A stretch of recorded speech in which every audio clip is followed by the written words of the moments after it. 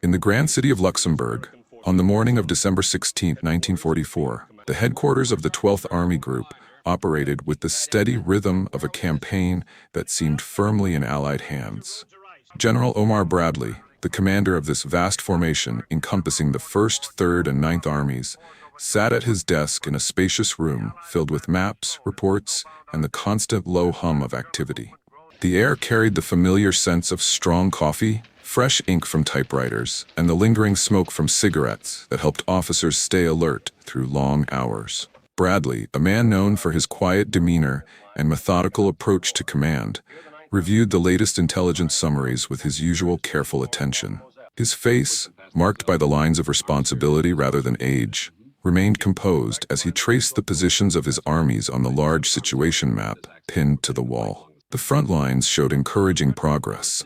To the north, Courtney Hodges' 1st Army was grinding forward despite the brutal fighting in the Hürtgen forest.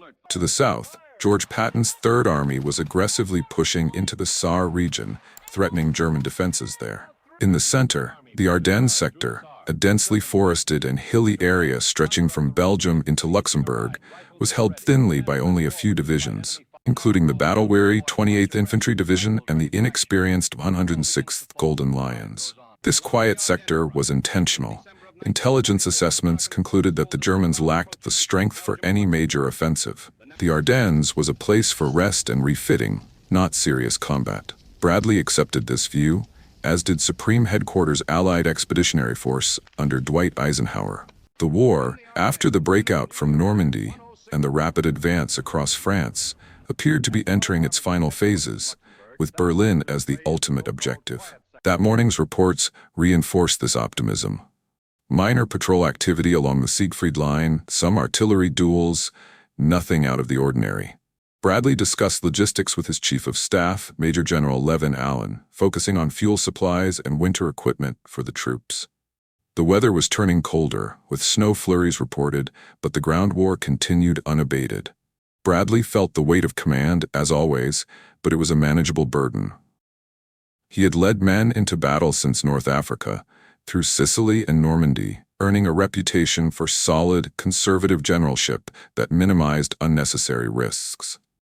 Then, around mid-morning, the first discordant notes arrived. A radio message from the 8th Corps, responsible for the Ardennes sector under General Troy Middleton, reported unusually heavy artillery barrages along a wide front. Enemy infantry probes were detected in strength, supported by tanks. Bradley listened as an aide read the transcript aloud, his expression unchanging. Such actions could be local counterattacks or diversions to cover a German withdrawal. He instructed Middleton to monitor closely and report any escalation. By noon, however, the reports grew more alarming. Units of the 106th Division on the Schnee-Eifel Ridge were reporting being overrun, entire regiments cut off.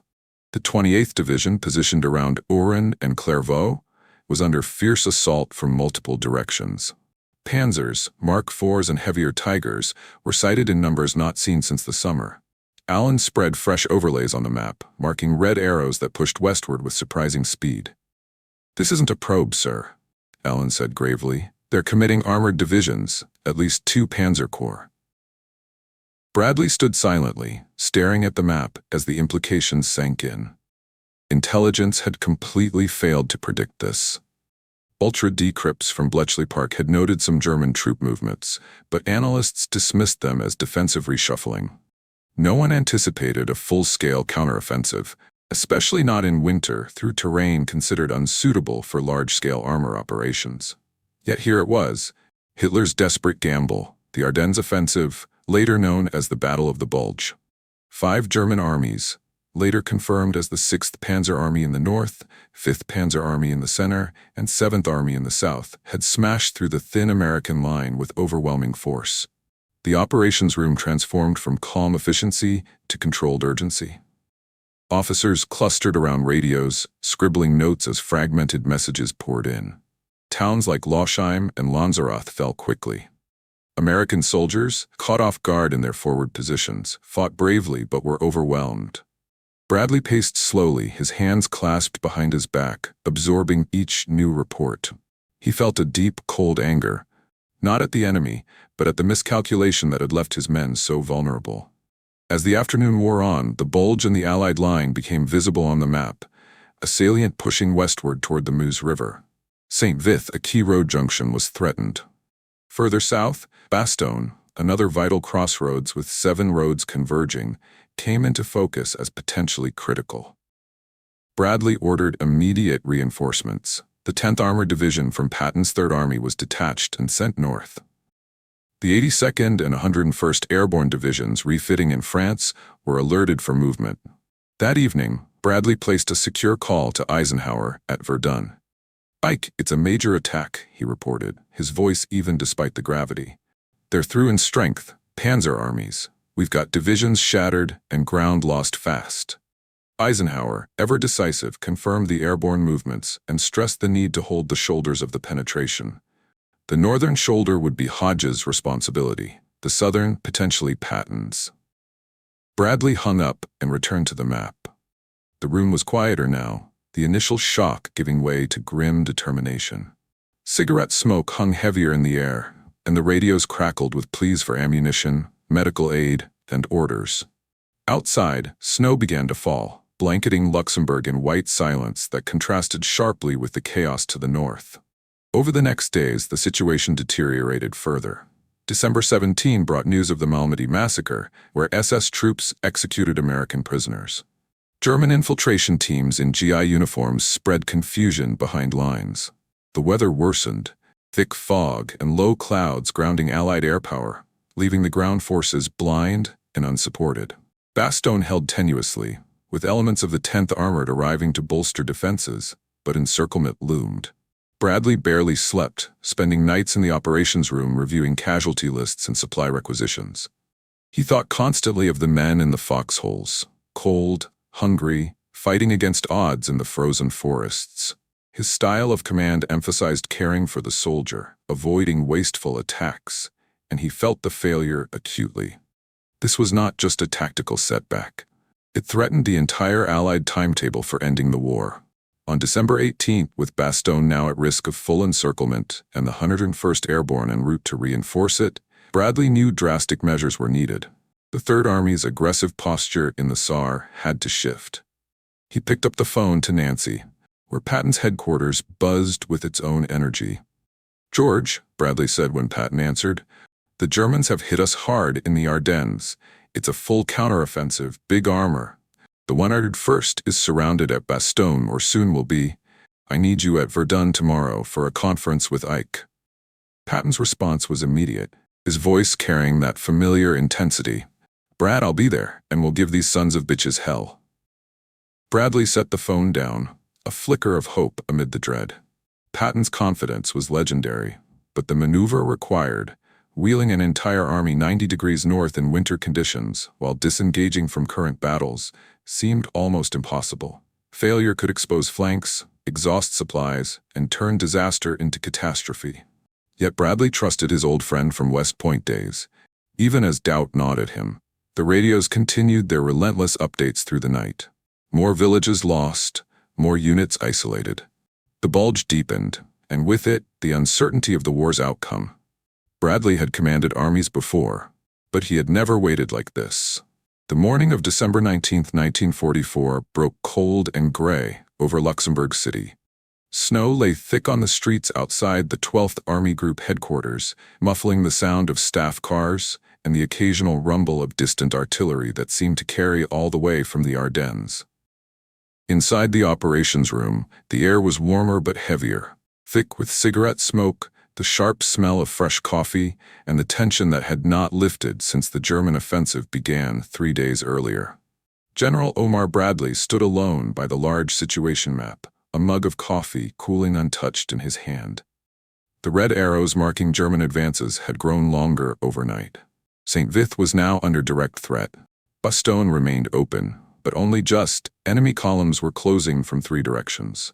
The 101st Airborne Division, under Brigadier General Anthony McAuliffe, had arrived the previous day and was digging in hastily around the town.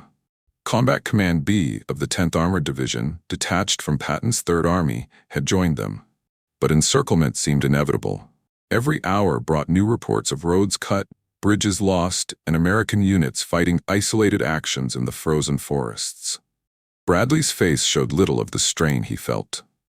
He had always believed that a commander's job was to remain steady, to absorb the bad news without letting it show. Yet in the quiet moments between radio calls, doubt pressed in. The intelligence failure had been profound. The speed of the German advance had caught everyone flat-footed. And now the lives of thousands of men, surrounded, low on ammunition, facing panzer divisions in sub-zero cold, rested on decisions that had to be made quickly and correctly. He knew what had to be done. The southern shoulder of the bulge had to be sealed, and a counterattack launched to relieve Bastogne before it was too late. Only one army on the Western Front possessed the strength, the supply reserves, and the aggressive spirit required. George S. Patton's Third Army. Bradley set the coffee down and walked to the secure telephone in the adjacent office. He closed the door behind him, nodded to the operator, and waited while the call was placed to Third Army headquarters in Nancy, 120 miles to the southeast. The line clicked, and Patton's voice came through, crisp and alert despite the early hour. "Brad, good morning. I've been expecting your call." Bradley allowed himself the faintest trace of a smile. Patton always seemed to be one step ahead, as if he could sense the shape of events before they fully formed. "George, I need to bring you up to speed. The situation up here is worse than we thought yesterday. The Germans have 5 panzer divisions committed, possibly more. Bastogne is about to be surrounded. The 101st is there now, but they're going to be cut off within hours. We can't let that town fall. It's the key to the whole southern sector." Patton listened without interrupting, which for him was unusual. Bradley continued, describing the latest intelligence. The 6th Panzer Army stalled in the north by stiff resistance around Elsenborn Ridge, but von Manteuffel's 5th Panzer Army driving hard westward through the center. The threat to Liège and the Meuse bridges, the complete grounding of Allied air power in the foul weather. When Bradley finished, there was a brief silence on the line. Then Patton spoke, his drawl deliberate. "Brad, I've already issued warning orders to my corps commanders. The 4th Armored, the 26th Infantry, and the 80th are preparing contingency plans to wheel north. My staff has been working through the night on 3 separate schemes. We're ready to move when you give the word." Bradley leaned against the edge of the desk, surprised but not entirely shocked. Patton's instinct for the offensive was legendary. He often anticipated higher headquarters by hours or even days. "George, you haven't even been officially briefed yet. Ike's calling a conference at Verdun this morning. I want you there in person." "I'll be there," Patton replied without hesitation. "But I'm telling you now, Brad, we can attack north with 3 divisions in 48 hours, maybe sooner." Bradley's grip tightened on the receiver. 48 hours. To disengage from active combat along the Saar front, shift an entire army 90 degrees through narrow, icy roads in blinding snowstorms while maintaining supply lines and protecting exposed flanks, that was not merely ambitious. It bordered on the impossible. Doctrine, logistics, weather, everything argued against it. He chose his words carefully. "George, this isn't going to be like Sicily or the breakout from Normandy. The roads are choked with snow. Fuel consumption will be enormous. And if we pull out of the Saar too quickly, the Germans there might counterattack your rear." Patton's response was calm, almost matter-of-fact. "I know the risks, Brad, but speed is the only thing that'll save those boys in Bastogne. Every day we wait, the Krauts dig in deeper. My staffs have already reconnoitered alternate routes. We'll use every engineer battalion we've got to keep the roads open. And we'll fight our way north if we have to. Hell, we're already fighting east. Changing direction is just a matter of turning the map sideways."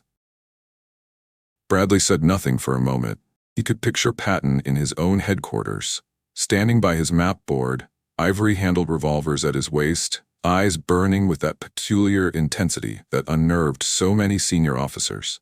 Patton did not think in terms of obstacles. He thought in terms of momentum. Finally, Bradley spoke. "Right, George. Bring your plans to Verdun. We'll lay it all out for Ike. But understand, if we commit to this, there's no turning back.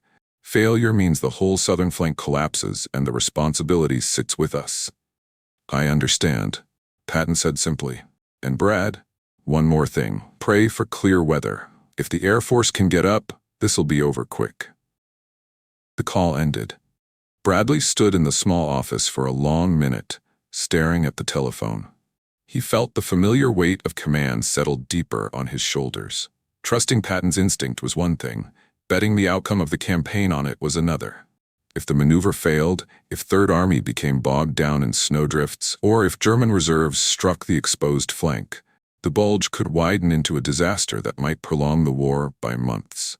He returned to the operations room. His staff looked up expectantly. "General Patton is already preparing contingency plans," Bradley told them quietly. "He believes he can attack north within 48 hours of receiving orders." A ripple of surprise passed through the room. Colonel Chester B. Hanson, Bradley's aide, raised an eyebrow. "48 hours, sir? In this weather?" Bradley nodded once. That's what he said. Over the next hours, Third Army's preparations began in earnest, though Bradley would not learn the full extent until later. At Nancy, Patton gathered his key subordinates, Generals Eddy, Gay, and Milliken, and laid out the problem with characteristic bluntness. Maps were spread across tables. Staff officers worked through the night recalculating fuel requirements, ammunition loads, bridge capacities, and march tables. Alternate routes were plotted to avoid known bottlenecks. Engineer units were alerted to prepare plows and chains for vehicles. Hospitals began shifting northward in anticipation of casualties. Patton himself moved from room to room, checking progress, offering encouragement or sharp correction as needed. He did not rant or posture, he simply demanded precision. His confidence was not bluster. It was rooted in months of meticulous preparation.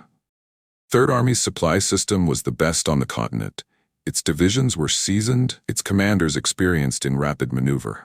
Patton had drilled them relentlessly for exactly this kind of opportunity. Back in Luxembourg, Bradley monitored the deteriorating situation in the Ardennes. Late that afternoon came confirmation. Bastogne was now fully surrounded. German ultimatum delivered to McAuliffe: surrender or be annihilated. McAuliffe's one-word reply, "nuts," would soon become legend, but on December 19th, it was simply another radio message in a stream of grim news. Bradley stood again by the map, tracing the thin American perimeter around Bastogne with his finger. Time was bleeding away.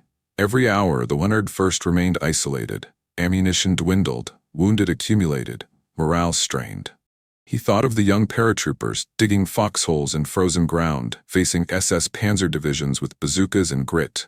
And somewhere to the south, Patton's great machine was beginning to turn. Bradley did not yet believe the 48-hour promise was achievable. But for the first time since December 16th, he felt the faintest flicker of possibility. Patton wasn't gambling, he was counting. December 19, 1944, Verdun. The ancient fortress city, scarred by the Great War, and now serving as temporary headquarters for Supreme Headquarters Allied Expeditionary Force, lay under a thin blanket of snow. The conference was held in a cold, dimly lit barracks room on the upper floor of a stone building near the Moose River. A single pot-bellied stove struggled against the chill. Maps covered every table and much of the walls. The air smelled of damp wool uniforms, wet boots, and the faint metallic tang of tension. General Dwight D. Eisenhower arrived first, his face drawn from sleepless nights. He greeted his senior commanders as they filed in. General Omar Bradley, accompanied by his Chief of Staff, Air Chief Marshal Sir Arthur Tedder, representing the Air Forces. General George S. Patton, striding in with his polished helmet and scarf, followed by his operations officer, Colonel Oscar Koch. A handful of staff officers stood against the walls, notebooks ready. Eisenhower wasted no time. He stood at the head of the table and pointed to the large situation map. "Gentlemen, the enemy has driven a deep salient into our front. His objective is clearly the Meuse, and beyond that, Antwerp. We have stopped him in the north around Elsenborn, but the center and south are still open. Bastogne is surrounded. We must hold the shoulders and strike back decisively." He turned to Bradley.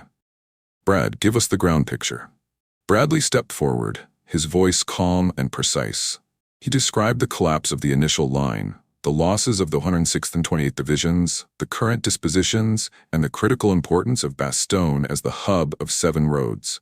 "If we lose it," he said quietly, "the Germans can fan out across the entire southern sector. We cannot allow that." Eisenhower nodded. The question is how we hit back. The weather has grounded our air power. We have to do this on the ground, and we have to do it fast. All eyes turned to Patton. Patton moved to the map with deliberate confidence. He traced the Third Army's current positions along the Saar, then drew an imaginary line northwest toward Bastogne. "Mr. Supreme Commander," he began, his voice carrying that distinctive nasal drawl, "Third Army can attack with 3 divisions north toward Bastogne in 48 hours from the moment you give the order. We will relieve the 101st and drive straight into the enemy's southern flank." The room went silent. Even Eisenhower, who had seen Patton perform miracles before, raised an eyebrow. 48 hours to execute a 90-degree wheel of an entire army, over 250,000 men, thousands of tanks and vehicles, artillery battalions, supply columns, across snow-covered secondary roads in freezing weather was unprecedented. No army in modern history had attempted anything comparable while still in contact with the enemy. Tedder spoke first, his British accent clipped with skepticism. "General Patton, are you quite serious? 48 hours? My meteorologists say this weather will hold for at least another week. No air support. Roads iced over. Your divisions are currently engaged east. How do you propose to disengage, march, refuel, and attack in 2 days?" Patton did not bristle. He simply looked at the air marshal and replied, "By moving fast, sir. Speed is the essence. My staffs have already prepared the plans. We have alternate routes mapped. Engineers will keep the roads open. We'll march at night if necessary, and we'll fight with whatever fuel and ammunition we have on hand until the depots catch up." Bradley watched the exchange carefully. He knew Patton's staff work was exceptional. Colonel Cook's intelligence estimates were always first-rate, and the Third Army's logistical system was the envy of the theater. But Bradley also knew the risks. If the maneuver bogged down, Third Army could be caught half-committed, flanks exposed, supply lines stretched to breaking. The responsibility for approving such a plan would fall heavily on him as Army Group commander. Eisenhower leaned forward, studying the map. "George, walk us through it." Patton did. He outlined the 3 corps involved, a 4 corps under Milliken on the left, 7th Corps under Eddy in the center, 8th Corps under Middleton, soon to be transferred back to Third Army control, on the right. The 4th Armored Division would spearhead, followed by the 26th and 80th Infantry Divisions. Argonne would be the assembly area, then a thrust northeast to Bastogne. He spoke of fuel consumption, bridge capacities, expected resistance, and contingency routes if roads became impassable. His staff had calculated every variable through the night. When he finished, Eisenhower looked around the room. Comments. Bradley spoke next. His tone was measured, professional. "George's plan is bold, but the Third Army is uniquely capable of executing it. We have no other force that can move this quickly.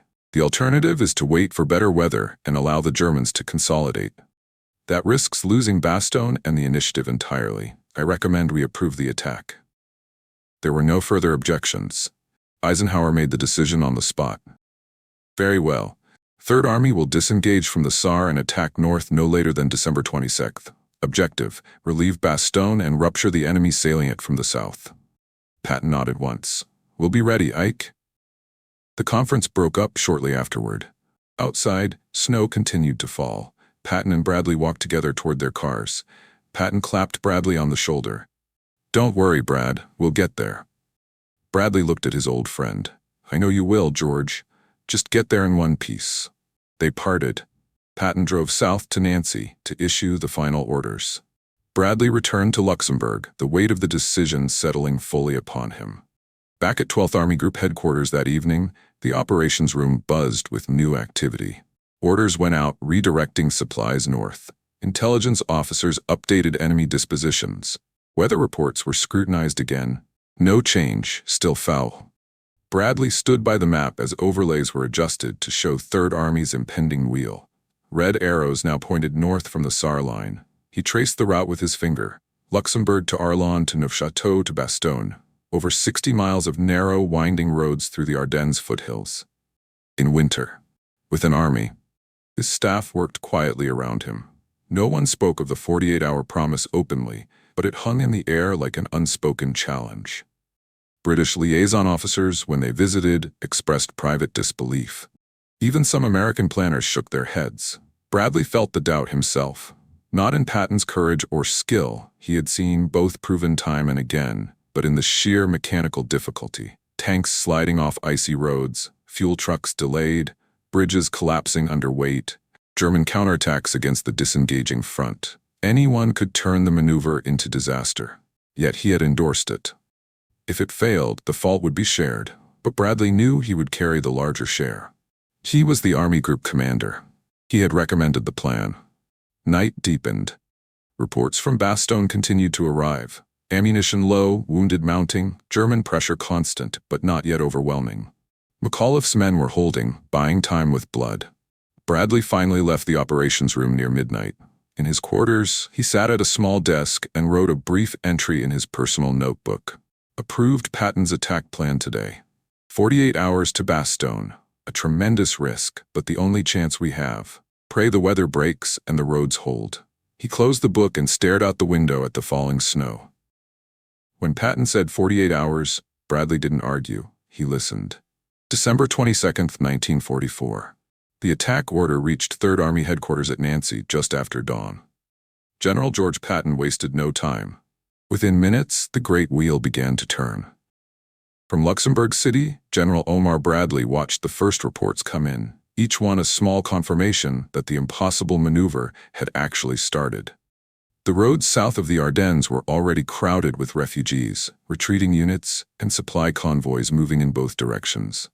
Now they had to absorb the mass of an entire army shifting 90 degrees, while the snow continued to fall and the temperature dropped below zero. Tanks and half-tracks fitted with improvised chains growled along icy surface. Infantry marched in columns, breath freezing in the air. Engineers worked around the clock with bulldozers and plows, clearing drifts and spreading gravel and ash to give tires purchase. Bradley received the first situation report from 3rd Army at midday. The 4th Armored Division, under Major General Hugh Gaffey, had disengaged cleanly from the Saar front and was already north of Luxembourg, assembling near Arlon. The 26th Infantry Division followed close behind. The 80th Infantry Division formed the right flank. Patton himself had moved his command post forward to Luxembourg City, closer to Bradley's headquarters, so the two old friends could coordinate directly. In the operations room at 12th Army Group, the large map now showed blue arrows creeping northward from the old 3rd Army line. Bradley stood before it for long periods, hands clasped behind his back, saying little. His staff worked quietly around him, plotting each new unit position as radio messages arrived. The room was colder than usual. Fuel shortages meant the stoves burned low. Weather remained the unrelenting enemy. Thick cloud cover persisted, keeping Allied fighter bombers on the ground. German aircraft, operating from closer fields, managed occasional sorties, strafing columns where they could. But the real obstacle was the ice and snow. Vehicles slid into ditches. Bridges groaned under the weight of Sherman tanks.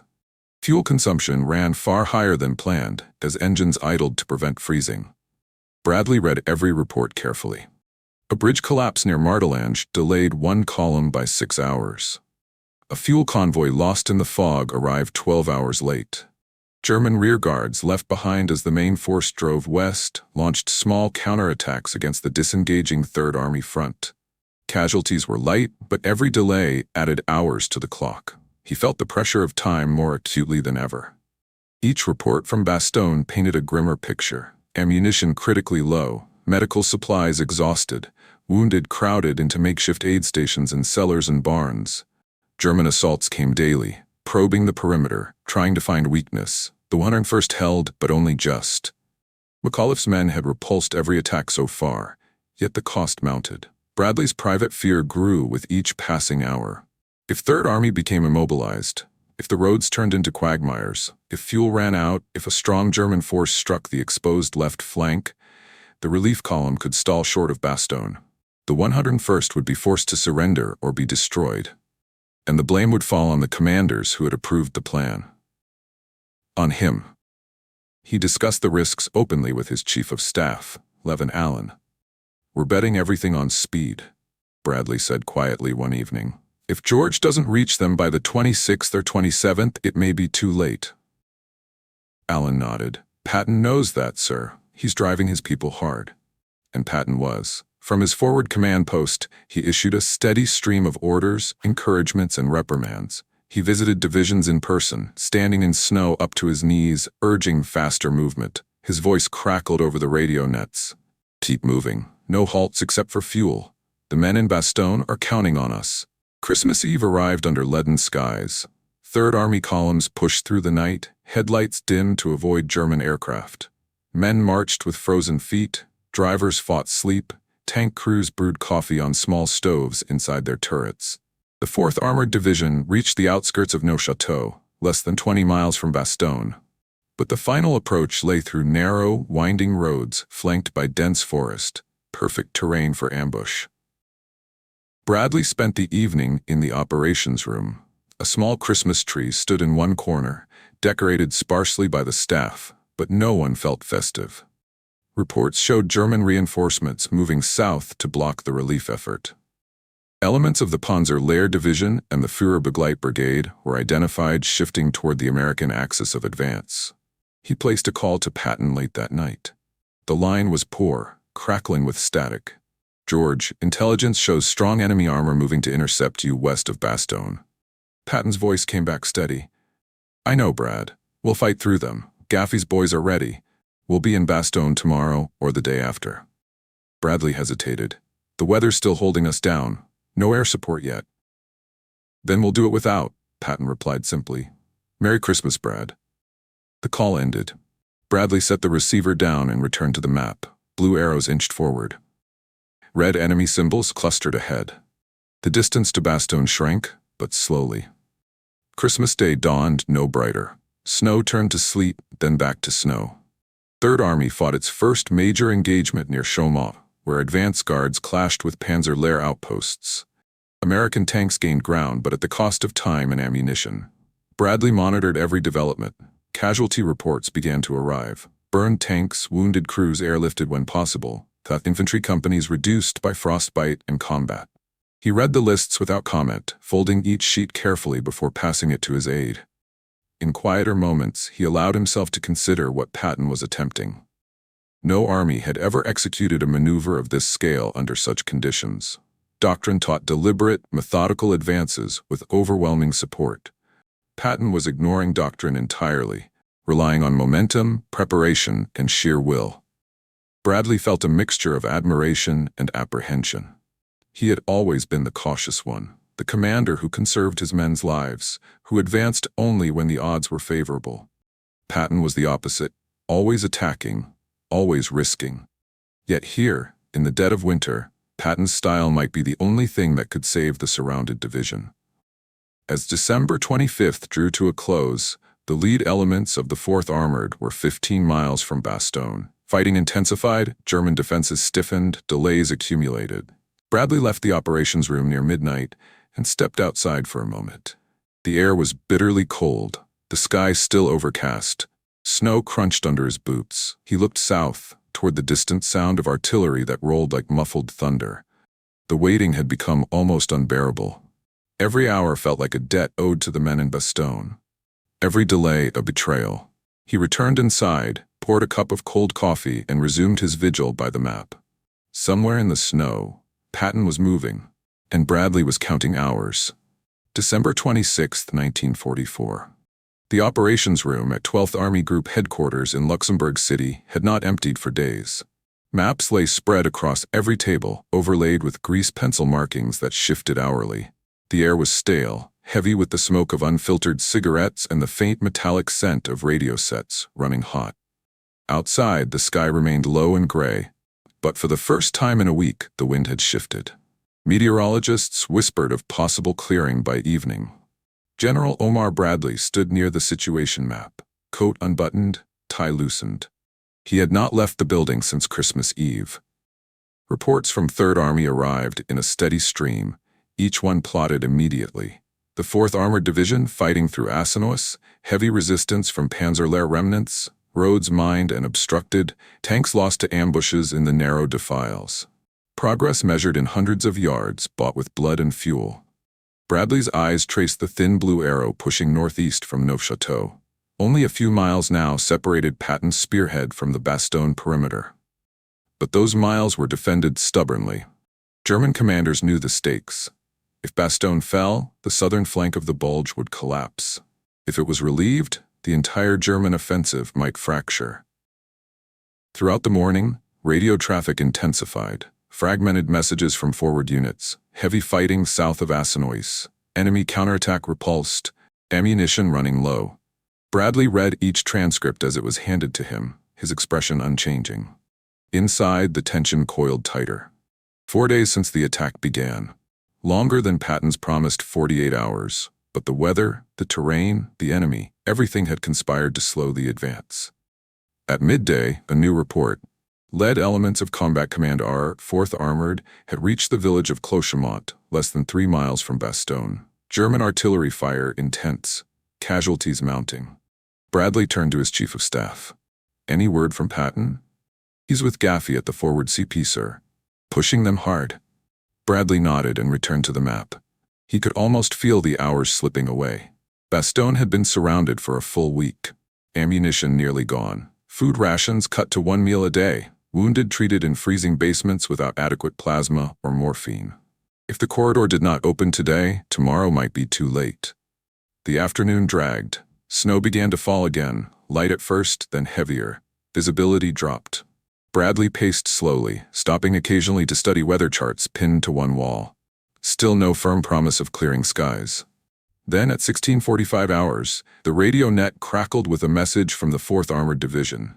The operator transcribed it hurriedly and passed the sheet to Colonel Hansen, who brought it directly to Bradley.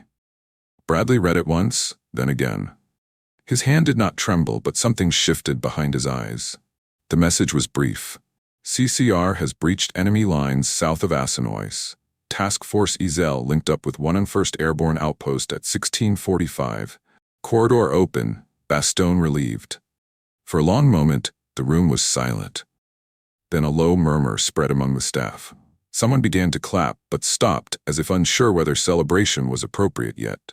Bradley handed the sheet back to Hansen. "Confirm it," he said quietly. Confirmation came within minutes. A second message, this time from the 101st. Greeted friendly tanks at southern perimeter. Patrols report solid contact. We are no longer surrounded. Bradley stood, motionless by the map. He traced the final blue arrow with his finger, all the way to Bastogne. The corridor was narrow, barely a mile wide, under artillery fire from 3 sides, but it existed. Supplies could now flow in. Wounded could be evacuated. The 101st had been saved. He felt no surge of triumph, only a profound, quiet realization. This had not been luck. It had not been mere courage, though courage there had been in abundance. What Patton had accomplished was something far rarer. A masterpiece of preparation, timing, and calculated momentum executed under conditions that should have made it impossible. Bradley thought back to the Verdun conference, to Patton's calm assertion of 48 hours. He remembered his own private doubts, the sleepless nights weighing risks, the fear that failure would cost not only Bastogne but the entire campaign.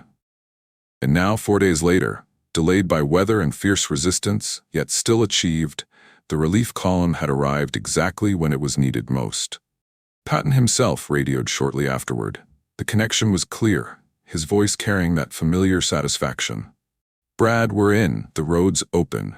Those paratroopers look thin, but they're standing tall. McAuliffe sends his compliments." Bradley allowed himself a small smile. "Well done, George. Damned well done." Patton laughed briefly. "Tell Ike we spoiled Hitler's Christmas." The call ended. Bradley set the receiver down and looked around the room. His staff watched him, waiting for some pronouncement, some release of the tension that had gripped them all for 10 days. He spoke quietly, but every man heard him. "Gentlemen, what we have just witnessed is the finest operational maneuver I have ever seen in this war. General Patton has taken an entire army, turned it 90 degrees in winter, marched it through ice and enemy fire, and relieved a surrounded division exactly when it mattered most. No textbook taught this. No staff college exercise prepared for it. It was preparation meeting instinct at the decisive point." He paused, letting the words settle. "Mark this day. History will study it for centuries."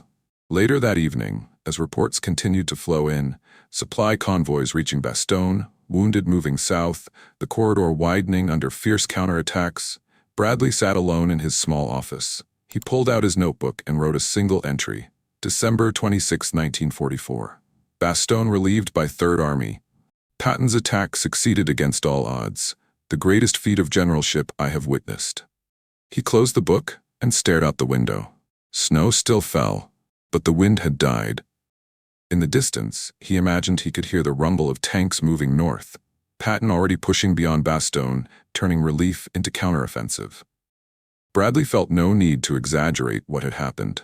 He would not call it genius or destiny.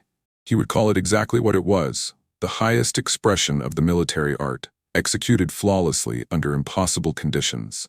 Years later, when asked about the Battle of the Bulge, Bradley would always return to this moment. He never spoke of Patton's flamboyance or theatrics. He spoke only of the operation itself, the planning, the movement, the timing, the unrelenting drive. His words became legendary among soldiers and historians alike. Not because they were dramatic, but because they were spoken by a man renowned for restraint. In a moment of stunned professional awe, I have never seen a more perfect operation in war. Bradley didn't call it luck. He called it the finest operation he ever saw. Subscribe for more W2 videos.